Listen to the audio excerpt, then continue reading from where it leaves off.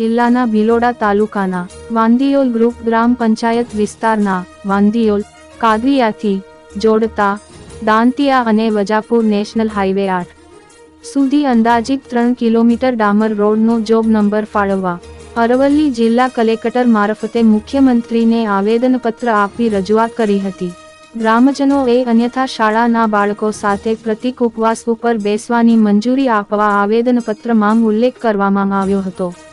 આવતીકાલે 21 ડિસેમ્બરના રોજ જ્યારે મુખ્યમંત્રીના હસ્તે વિવિધ વિકાસ કાર્યોના ખાતમુહૂર્ત અને લોકાર્પણ કાર્યક્રમ યોજાવાનો છે, ત્યારે વાંદિયોલ પંથકના ગ્રામજનો આઝાદીના દાયકાઓ બાદ પણ વિકાસલક્ષી પાયાની સુવિધા પ્રાપ્ત ન થતા રોડ માટે સરકાર પાસે ભીખ માંગતું ગ્રામ પંચાયતના સરપંચે નિવેદન આપ્યું। હું વાંદિયોલ ગ્રુપ ગ્રામ પંચાયતમાં સરપંચ છું અને અમારા કાદવિયા આદિવાસી વિસ્તારમાં ડામર રોડની ખૂબ જરૂરિયાત છે। જે રોડ કાદવિયા દાંતિયા વજાપુર થઈને નેશનલ હાઈવેને જોડતો રોડ છે અને આ રોડ અમે માગણી છેલ્લા 4 વર્ષથી તો લેખિતમાં તાલુકાના સદસ્યથી લઈ અને વિધાનસભાના સદસ્ય સુધી કરી ચૂક્યા છીએ, પણ છતાં પણ અમને કોઈ આ રોડ મંજૂર કરી આપવામાં આવતો નથી। બીજું મારે એમ કહેવું છે કે આઝાદીના 76 વર્ષ ઉપર થઈ ગયા છતાં પણ જો આ આદિવાસી વિસ્તારની અંદર રોડ ના બનતો હોય તો અમારે માનનીય મુખ્યમંત્રી સાહેબ અમારા અરવલ્લી જિલ્લામાં આવતા હોય ત્યારે હવે અમારે મજબૂત થઈને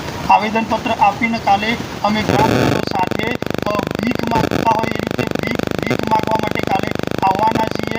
એટલે અમારે આ વાત સરકાર ધ્યાન રાખે અને ધ્યાન રાખીને આ રોડ અમને ભીખમાં આપી દે તો અમારા આદિવાસી વિસ્તારના લોકોને અવર જવર માટે સવલત મળે એવું છે, બાળકોને સારું થાય એવું છે, ખેડૂતોને પણ સારું થાય એવું છે। એ મેસો નદીના કિનારે આવેલું છે। જીવના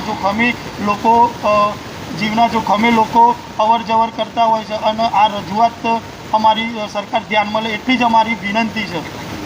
આ રસ્તો અંદાજે 3 કિલોમીટર ઉપર થઈ જાય છે અને અમે અઢળક વખત રજૂઆતો કરેલી છે। વસ્તી એ વિસ્તારની જોવા જઈએ તો અંદાજિત 1200 ઉપરની વસ્તી થાય છે અને ટોટલી વસ્તી આદિવાસી સમાજની છે, 100% આદિવાસી વસ્તી છે।